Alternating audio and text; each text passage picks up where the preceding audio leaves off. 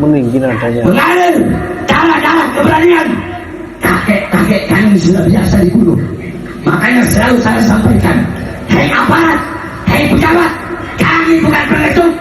Ubaidillah sebagai santri, Ubaidillah sebagai ustadz, karya Ubaidillah, karya pemikiran keagamaan Ubaidillah, karya kitab Ubaidillah tidak ada. Kalau dikira tidak nyambung atau tidak menjadi suatu akidah yang utama, tiang utama dari keagamaan, ya di skip saja. Berhadap-hadapan itu belum tentu. Nah, ini kalau dalam pandangan psikologi adalah untuk menguasai daripada manusia. Assalamualaikum warahmatullahi wabarakatuh. Alhamdulillahirabbil alamin. Wa bihi nasta'in wa ala umuri dunya waddin. Shalatu wassalamu ala asrofil anbiya'i wal mursalin wa ala alihi wa sahbihi ajmain. Saudara sebangsa setanah air yang dirahmati Allah Subhanahu wa taala, bahwa kaum Habib ya, atau disebut dengan klan Ba'alwi, di mana di situ terhimpunnya para habib-habib yang bermarga, yang mempunyai panggilan seperti contoh Al-Atos, As-Segaf, Al-Aidrus, ya, Al-Gedabrus, dan lain sebagainya. Itu semua adalah habib-habib yang memang keturunan dari orang Yaman Hadramaut, atau kita simpulkan sebagai klan Ba'alwi. Nah, klan Ba'alwi ini itu sangat pandai di dalam mengoprak-aprik suatu negara, itu sehingga kita segenap bangsa Indonesia, kemudian pemerintahannya, kemudian rakyatnya, masyarakatnya itu tidak siap menghadapi daripada penjajahan yang ada, karena begitu masif ya. Ibarat kata itu kayak kita tidak terasa dijajah, tapi sebenarnya kita dijajah. Itu seperti itu kuncinya. Kita tidak terasa bahwa kita itu sebenarnya dijajah secara pemikiran, secara akidah, secara faham keagamaan ya, bagi muhibbin ya, di konteksnya bagi muhibbin, karena bagaimanapun muhibbin itu saudara kita. Muhibbin itu adalah orang-orang, anak-anak pribumi yang sama seperti kita. Terkhusus mereka berasal dari An-Nahdiyah, warga Nahdiyin, dan juga mungkin banyak dari warga selain NU ya.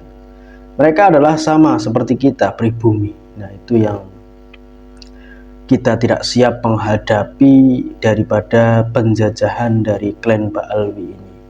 Maka dari itu pemerintah, bahkan saya katakan, juga tidak siap menghadapi penjajahan seperti ini. Satu contoh, banyak sekali kasus pemalsuan makam ya, di berbagai daerah yang begitu masif. Yang tersudutkan itu adalah Habib Lutfi Pekalongan, terduga memalsukan makam. Hingga sampai sekarang belum ada konfirmasi sih dari mereka atau dari Habib Lutfinya langsung. Tidak ada konfirmasi kejelasan apakah berita yang beredar itu benar atau salah. Nah, sekarang kalau nggak ada konfirmasi berarti ya memang benar, kan seperti itu. Nah, apa dari segala kesibukan Habib Lutfi bin Yahya tidak menyempatkan waktu untuk menengok sejenak kegaduhan yang ditunduhkan kepada dia, atau memang sudah tahu memang itu benar-benar kelakuannya? Kan kita bisa simpulkan sendiri dan masyarakat bisa simpulkan sendirilah. Makam yang dipalsukan, makam yang diba'alwikan, makam yang benar-benar dibin yahyakan.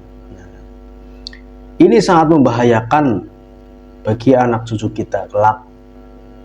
Ibarat kata anak cucu kita kelak ya, pergi jalan-jalan menuju tempat-tempat yang indah, bagus. Di situ terdapat makam Ba'alwi bin Yahya. Ini bagaimana? Ini ketidaksiapan kita dalam menghadapi penjajahan yang ada. Nah, saudara sebangsa dan setanah air yang dirahmati Allah Subhanahu wa taala, tidak hanya itu, banyak sekali pembelokan sejarah Nahdlatul Ulama maupun sejarah bangsa Indonesia yang dibelokkan oleh mereka-mereka dengan waktu sekejap secara bersamaan. Seperti Merah Putih, ya, itu tidak jauh dari jasa Habib, kemudian pembentukan negara, tanggal kemerdekaan tidak jauh dari para habaib. Kemudian bahkan banyak tokoh-tokoh pahlawan yang diklaim berasal dari mereka. Padahal pahlawan-pahlawan itu semua itu dari pribumi, itu dari kita sendiri, tapi diklaim sebagai Ba'alwi, diklaim sebagai berasal dari dia. Ya inilah caranya, itu sangat sangat masif dan benar-benar terstruktur, ya, sehingga kita gugup dan gagap dalam menghadapinya.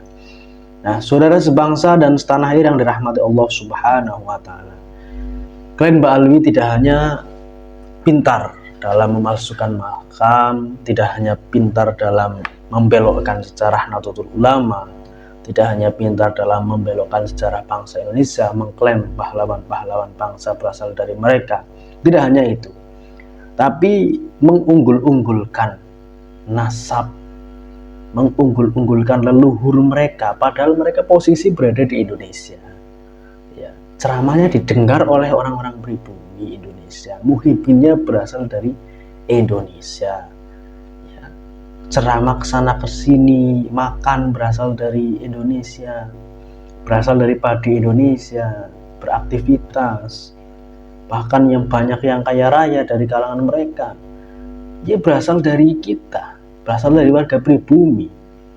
Bahkan banyak yang menjadi pengusaha, ya, yang suka menipu juga banyak, ya. Tapi saya belum menceritakan itu. Ada, saya mengalami. Itu imigran Yaman. Saya yakin itu imigran Yaman, tapi tidak mengaku-ngaku Habib. Pernah saya kebohongan, beli produk dia.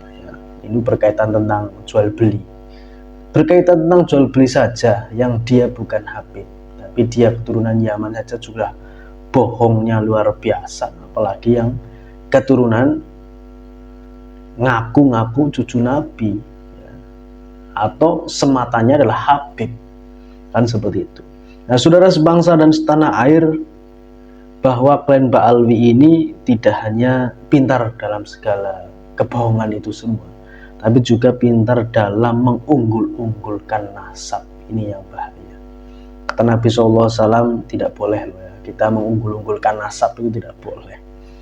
Apalagi nasabnya Kanjeng Nabi yang bukan nasab kita. Karena saudara sebangsa dan setanah air, bahwa klan Ba'alwi ini nyata-nyata secara ilmiah terputus.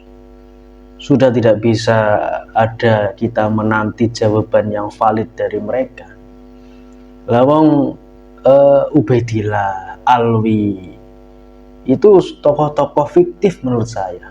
Karena apa? Karena pada abad tertua, abad keempat, bahkan abad kelima maupun abad keenam itu, satu ulama pun ahli nasab, satu ulama pun ahli sejarah yang bukan dari kalangan mereka tidak menyebutkan Ubaidillah sebagai ulama, Ubaidillah sebagai cucunya Nabi Muhammad SAW dari jalur Ahmad bin Isa al-Muhajir, Ubaidillah sebagai santri, Ubaidillah sebagai ustadz, karya Ubaidillah, karya pemikiran keagamaan Ubaidillah, karya kitab Ubaidillah, tidak ada, nggak ada sama sekali. Begitupun Alwi, tokoh fiktif-fiktif semua yang diadakan pada abad 9-10 lah, ya, oleh Ali As-Sakron. Itu pertama kali dicangkokkannya di situ.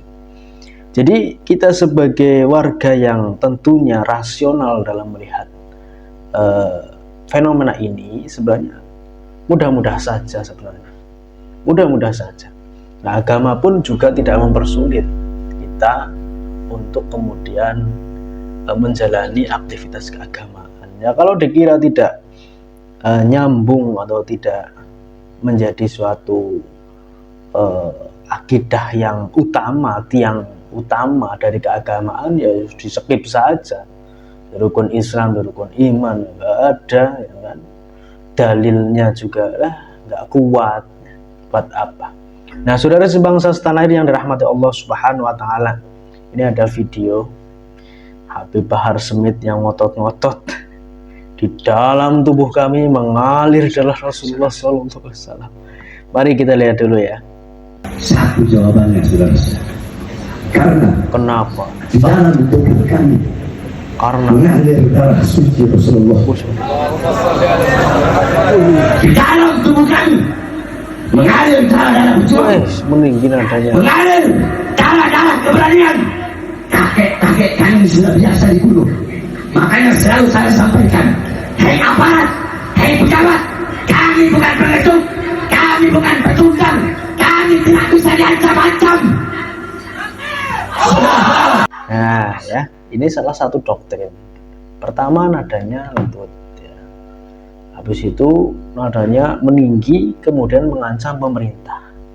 Nah, pemerintah ini menjadi kambing hitam bagi dia, karena di situ yang nonton bukan hanya kalangan yang pro dengan pemerintah, banyak yang tidak pro dengan pemerintah. Nah, dia menyusup di situ menjadi supaya sependapat dengan penontonnya, sehingga ini menjadi suatu panggung bagi dia untuk tampil sebagai pahlawan, untuk tampil sebagai pembela rakyat. Jadi seperti itu doktrinnya. Ini doktrin-doktrin kekerasan seperti ini adalah dalam psikologi itu doktrin ingin menguasai daripada jiwa manusia. Itu ada. Bagaimana doktrin untuk menguasai jiwa manusia? Gertakan-gertakan semacam ini hanya modal mulut. Belum tentu secara fisik dia berani berhadapan-hadapan, itu belum tentu. Nah, ini kalau dalam pandangan psikologi adalah untuk menguasai daripada manusia. Kalau manusia sudah dikuasai, tinggal tunduknya saja. Seolah-olah dia tampil sebagai pahlawan, seolah-olah dia tampil sebagai orang yang berpengaruh sehingga harus dihormati dan ditakuti oleh pemerintah. Padahal pemerintah juga tidak takut sama orang-orang seperti ini. Nah, kan seperti itu, sudah sebangsa tanah air. Coba saja ketika Bahar bin Smith ataupun Rizik Syihab itu melakukan kesalahan atau melakukan hukum, pasti terjerat, tangkap sekalian, pasti tertangkap. Nah, tinggal seperti ini bagi habib-habib yang lain yang berada dalam lingkaran dia atau seklen dengan dia, sekolah dengan dia itu. Nah, mari kita berjuang supaya untuk pemerintah memperhatikan betul bahwa bahaya laten Ba'alwi ini dalam memalsukan makam, membelokkan sejarah perlu diperhatikan. Saudara sebangsa setanah air yang dirahmati Allah Subhanahu Wa Taala, ceramah Habib Bahar ini spontan juga ya, itu dibalas oleh Hanif Alatas ya. Ya, ini lihat ya ceramahnya Hanif Alatas. Kali termasuk Habib-habibnya.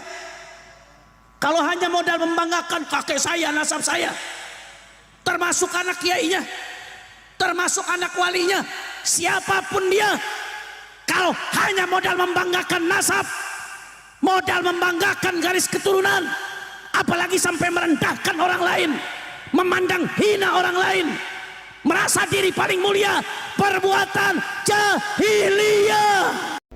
Ini saya pastikan sudah adanya isu nasab, saya pastikan, karena sudah terpojok dari sisi kanan, sisi kiri, sisi atas, sisi bawah, sudah tidak bisa berkutik ya. Tinggal bagaimana caranya menunduk, berbalik badan, kemudian memarahi dari klannya sendiri, itu supaya untuk mencari simpatis, supaya untuk mencari perlindungan dari rakyat Indonesia, perlindungan dari warga pribumi, supaya dipercayai lagi bahwa mereka juga bisa menegur, bahwa mereka juga bisa membenahi ini semua. Tapi ya mohon maaf, warga pribumi sudah sadar akan penjajahan dunia, termasuk penjajahan dari klan Ba'alwi ini. Nah, ini kita anggap sebagai dagelan saja. Ini Hanif Alatas itu sedang menceramahi Habib Bahar bin Smith, yaitu diceramahi saja. Ini jadi gerombolan kamu, ceramahi saja itu ya, jangan sampai lolos itu yang membangga-banggakan darah, tapi nyatanya pret ya, hanya keturunannya Ubaidillah. Ubaidillah itu banyak sekali faktor dan perspektif. Ada yang mengatakan Ubaidillah itu ahli tasawuf, ada yang mengatakan Ubaidillah itu tokoh fiktif. Kalau saya 90% Ubaidillah itu bahkan bersama Alwi, bahkan banyak sekali luhur-luhur dia yang dicangkokkan oleh Ali Sakron, itu tokoh yang diadakan. Ini pandangan ya, sebagai pandangan saja. Karena dalam kalangan ulama pengkaji nasab saat ini, di abad ini, itu Ubaidillah ada yang menyebutkan sebagai ahli tasawuf biasa, dan saking cintanya kepada baginda Nabi Muhammad SAW mencangkokkan nasab. Tapi itu sudah kelewatan. Kalau memang benar itu ya. Nah, kalau saya lebih condong kepada fiktif belaka yang diada-adakan. Bisa kita lihat dan bisa kita cerna dari kelakuan dan tingkah laku Habibah Alwi ini. Selalu mengada-ngada hal. Seperti kekhurafatan itu kan bermula dari sesuatu hal yang diada-adakan, halusinasi. Dan sesuatu hal sama saja sesuatu hal yang diada-adakan, padahal tidak terjadi, itu halusinasi. Sama seperti tokoh yang diadakan oleh klan mereka, yakni Ubaidillah, ini adalah halusinasi. Oke, terima kasih. Sekian dari saya. Jangan lupa nyalakan loncengnya untuk mengetahui video terbaru. Terima kasih. Assalamualaikum warahmatullahi wabarakatuh.